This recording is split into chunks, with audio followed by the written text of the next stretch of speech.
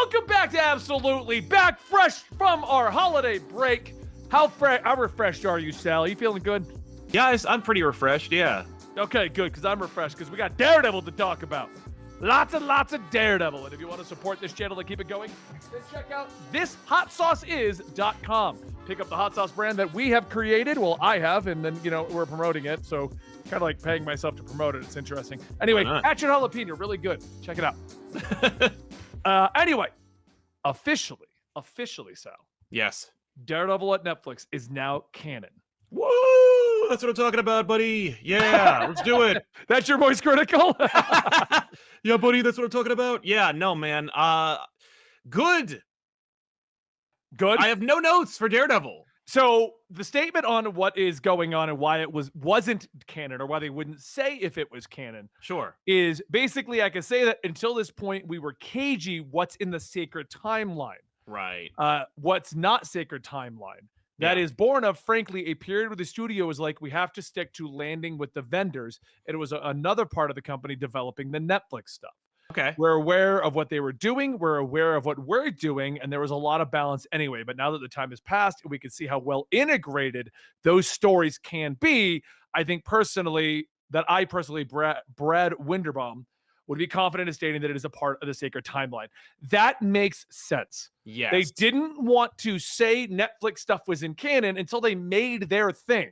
Yes. Because, like, what if in the writing they're like, well, let's make a new Elektra? Well, then that's not canon anymore. Exactly. But, like, Mike Coulter was a fantastic Luke Cage. Bring him back. I loved Elodie Young's Elektra, so bring her back. I loved Karen Page and Foggy Nelson, as long as they don't whine as much as they did in the last show. I'm down. And that's not their fault. That's just the fault of the writing, which, by the way, again, no notes. I'm just saying, It was a little annoying every season for Foggy to be like, I can't believe you're Daredevil. We want him to be Daredevil. It's like Alfred being like, don't be Batman. I'm like, that's not, I don't want that.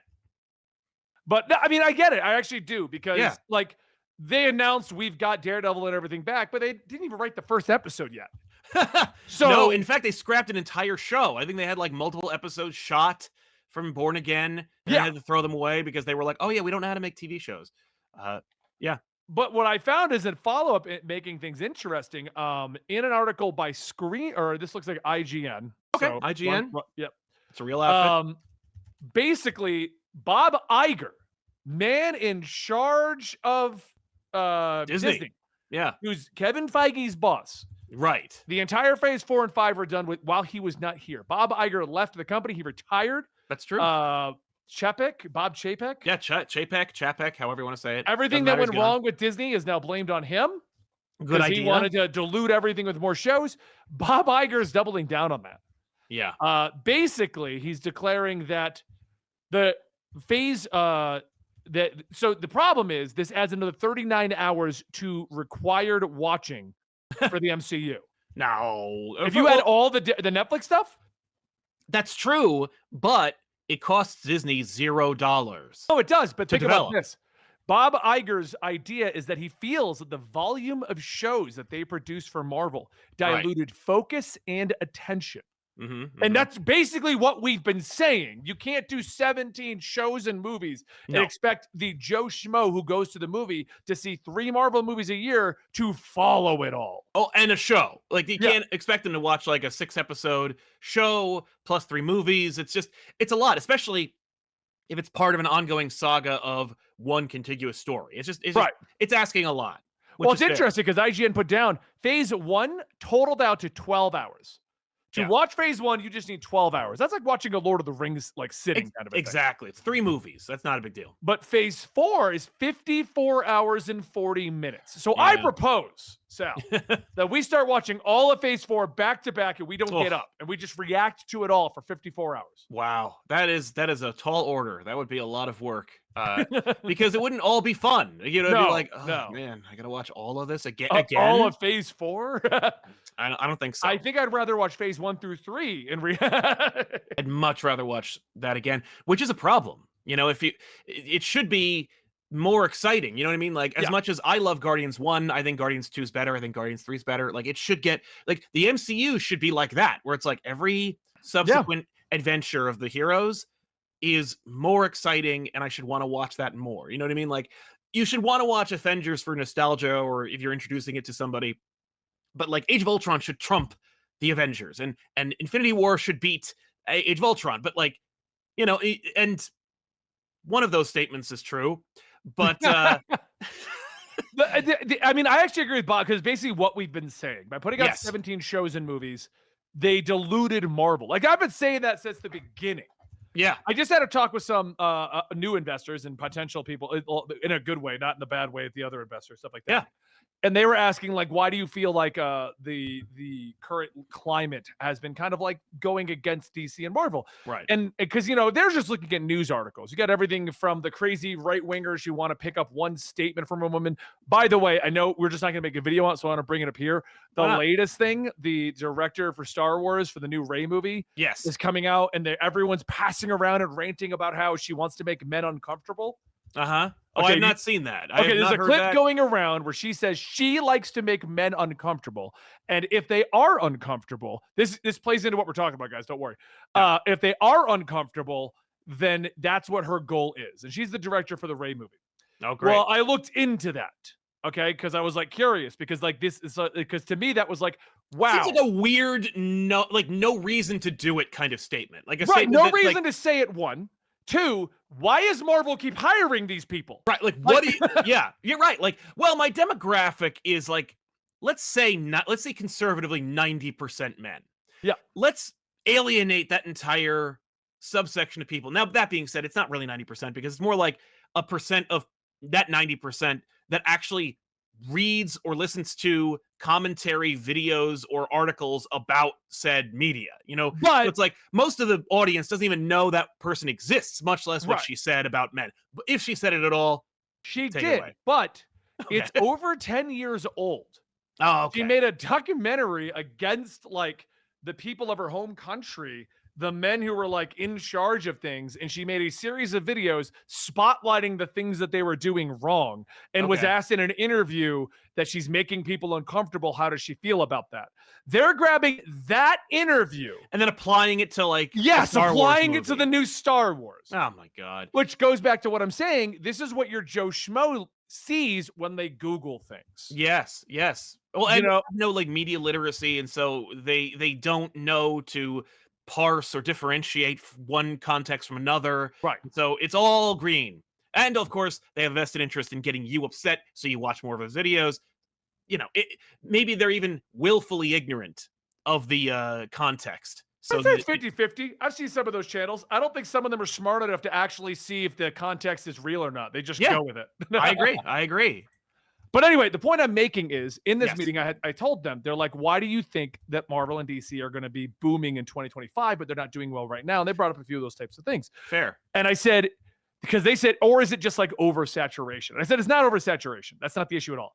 I Okay. said, what's going on basically is DC and Marvel on the movie front have lost all faith. 2022, DC is like, we're done. This is James Gunn.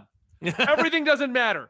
Screw it. We can't figure out the plan. Like, Uh-huh. and so no one gave a crap about DC following that, on top of the comics being all over the place until Dawn of DC. Uh-huh. And then Marvel, I had this debate with Rob, a good friend of ours at Comics Explained, over at Breakfast, has done very similar. You've diluted your MCU brand with movies and TV shows to the point where people can't follow it. No. Who the hell is going to go watch 54 hours unless you're a diehard MCU fan? Yeah. Like, everybody will watch 12 hours. Hell yeah. No one's will going to watch 54 hours. Right. Everyone's going to go see the Avengers movie, but not everybody's going to go see the Ant-Man movie. Right. So I said MCU's lost faith because they over-diluted their brand, tried a bunch of new things, and no one got behind it. On top of that, their comic line right now is disjointed as all hell.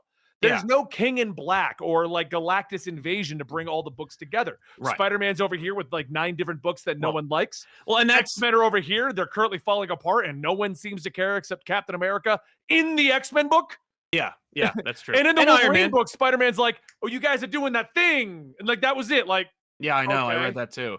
Yeah, well, the Spider-Man stuff is interesting because everything that Marvel makes that's Spider-Man related goes to Sony. So Marvel has like a personal interest in not reintegrating or focusing on like new Spider-Man stuff Yeah. because all it does is make stuff for their competition because that's how they view it now.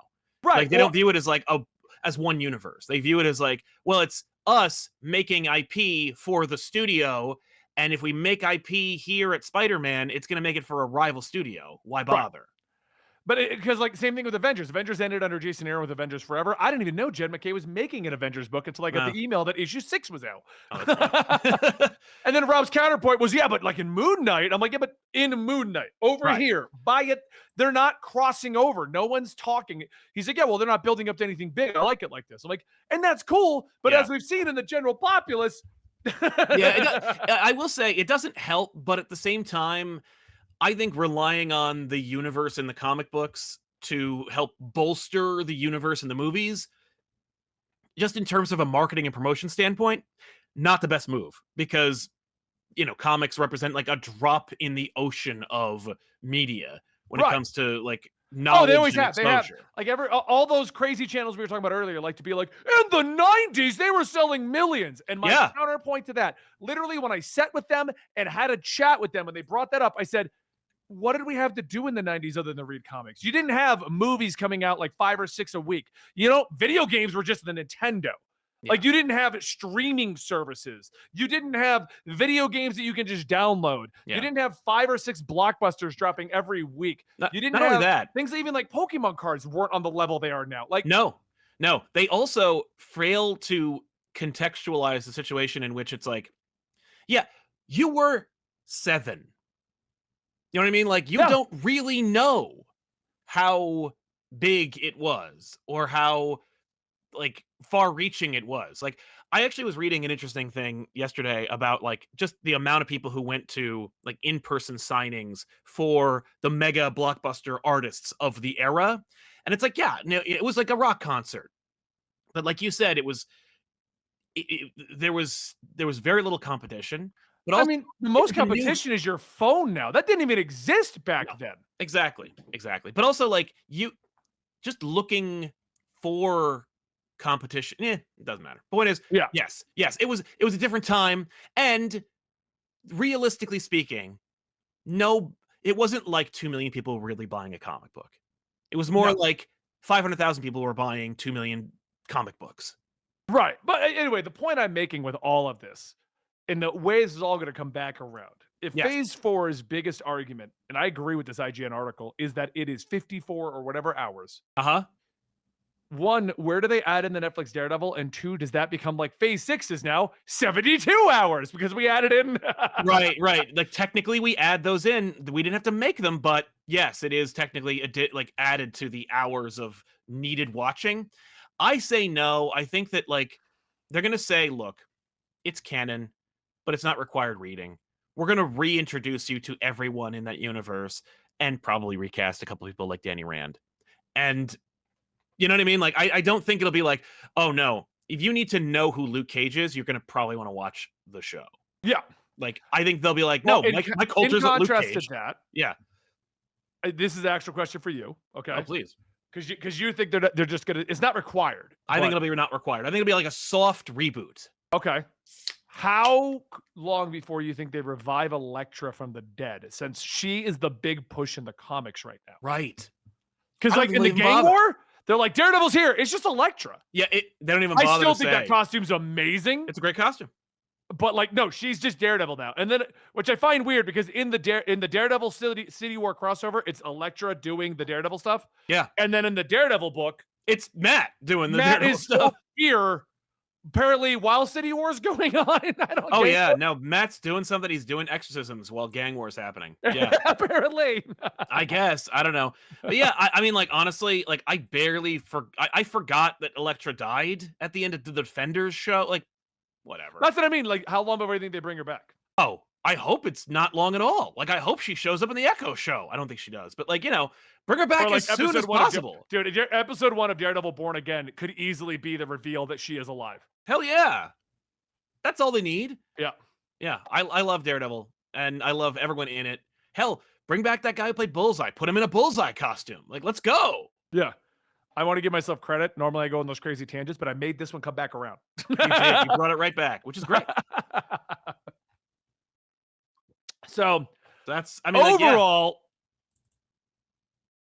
Yeah. yeah, no, that's pretty much it. I was gonna say, like, this could probably be another video, but if you had to pick Phase 6, you got to add shows. Right. What do you think would be your perfect length totaled out for Phase 6? Like, in terms of like hours? Right, because we're at 12 hours for Phase 1, which had no shows, and we're at Phase 4 had 54 hours and 800 shows. Like, you know what? I think Yeah. 20 to 25 would be the sweet spot. Yeah, definitely. I mean, like, whatever. I honestly, I would look at like phase 2. You know, Yeah. I'd look at phase 2 because you're essentially rephasing. You're trying to recontextualize. What really sucks is the Netflix shows, right? All the shows could be a whole phase. It could be a quiet phase, like Could a be. secret phase. Yeah. You know, where it's like, oh, and by the way, except they already did it. Like, Marvel already dropped all the shows on Disney Plus. Like, they're there for you to watch, and they're all in a section. You boom, boom, boom, boom, boom. You can watch them all in a row, up to Defenders. Knock yourself out. I wish I Defenders was better. hmm? I wish Defenders was better. You know, I do too, but I wonder how much better it seems now. It is limited, you know, like, Yeah. it wasn't great. It was a disappointment, to be sure, but at least we got the interactions I wanted. Like, for me, that's what I want. Like, Yeah. I want more scenes. Every single video essayist out there is like, the greatest scene in the Avengers franchise is from the least popular Avengers movie, Age of Ultron, in which they all try to lift Thor's hammer and hang out with each other. There are And then they scenes, tell you for 40 minutes why that scene is incredible. exactly, that literal, like, 70-second long scene. Yeah. Which, by the way, is a great scene. Like, I love the entire sequence of them, like, in downtime. It's great. The next time we see them all, like, hanging out, an equally great scene was in Endgame when they're all, like, trying to figure out, like, where all the stones are. That's like 15 seconds. You know, Would you watch an entire movie not a of movie. just the Avengers going to New York to go shopping, and it's Right. just all this back and forth banter? Honestly, I would, but I am not the majority. I wouldn't Yeah. watch a movie, but I mean, like, I think that should be the shows. Like, I think the shows should be the cheaper version of the movies. Like, Like just don't down to earth back and forth that you can have fun with. Yeah, like, Yeah. I pitched the Spider-Man thing again. I won't do it again, but like with Avengers and stuff, like, wouldn't it be great to watch a show where it's like all the Avengers you know and like, but at a with a like a $2 million budget where, you know, they're building IKEA furniture, or they're going to Saks Fifth Avenue, A or they're whole episode. You know what I would love? yeah, Remember that Thor thing, the Thor clips where he was with that guy that he moved in with? yes, Daryl, yes. Daryl. Yeah, just do that stuff. Like, Yeah, that I honestly like, and give though, like, don't give new directors billion-dollar franchises. You know, like, don't give Ryan Johnson a Star Wars trilogy. right. Give Ryan Johnson a 3-episode "a funny thing happened on the way to Thor's hammer" like sequence. You know what I mean? Like, give them a, you know, use their independent cred to make our heroes, our larger than life cartoon character superheroes, human. Yeah. You know, and they can draw on moments that happen in there, like watching Steve Rogers and Tony Stark build IKEA furniture, right, during phase 3 would have been one of the most popular YouTube videos ever made. Oh yeah. Like, They want those viral moments. Why aren't they doing more of that stuff? The Daryl stuff we still talk about. exactly. I like someone in the chat was like, that's She-Hulk. How dare you suggest that She-Hulk was as fun as anything I just described? Like, there are a lot of No. things that worked with She-Hulk. I'm one of the few people that's actually a defender of She-Hulk, and I still say it was a low tier like sitcom. It That's just, a low. it wasn't good. The problem, She-Hulk, $29 million an episode or something. Like, are you crazy? You know, too But it expensive. definitely wasn't for CGI and She-Hulk because she didn't look good. No, too expensive. And I will say this about that show, you know, as far as sitcom goes, D-tier sitcom. Yeah. The supporting cast are your bread and butter. That is what the sitcom is entirely hinged on. And everyone in that show that wasn't Jen Walters was a cardboard cutout person. Had Oh, they no were terrible. personality, had no discernible interest. It was a waste of that was a waste. There were a lot of things I liked about that show, tons of stuff I didn't. And no, do not say that the suggestion of like a scaled down human interest dialogue heavy Aaron Sorkin-esque show is the same thing as making She-Hulk. That is not the same thing. All right, well, let's end the topic here because I think we've gone off Daredevil like 3 times in our That's Daredevil. true. I love Daredevil. Want more? Please write more. Give me more. Exactly.